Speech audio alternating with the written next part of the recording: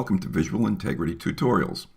Visual Integrity has been leading the industry for 20 plus years in PDF and graphics conversion technologies. When figuring out if Visual Integrity software is good for you or your business, it is best to know what type of PDF files you are dealing with and trying to convert. The two main types of PDF files are raster and vector. Visual Integrity is specialized in tools for vector conversion and will produce high-quality, accurate drawings from vector PDF input. If a raster PDF or scanned drawing is run through the software, it will turn the flat image into a tracing layer for manual workup. The sample image I will be using for the demonstrations is a draw-up of a NASA APAS-75 docking unit created by Adam Redzikowski.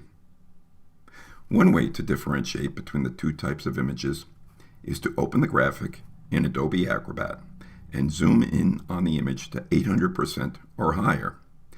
Vector lines will be smooth no matter the amount the screen has zoomed in, while raster images will seem pixelated and blurry. Another method to help differentiate between the PDF files is using the quote-unquote blue test. Open your file in Adobe Acrobat or Reader. Click on the image. If you click on the image and the entire thing turns blue, it is a scanned file and is a raster PDF.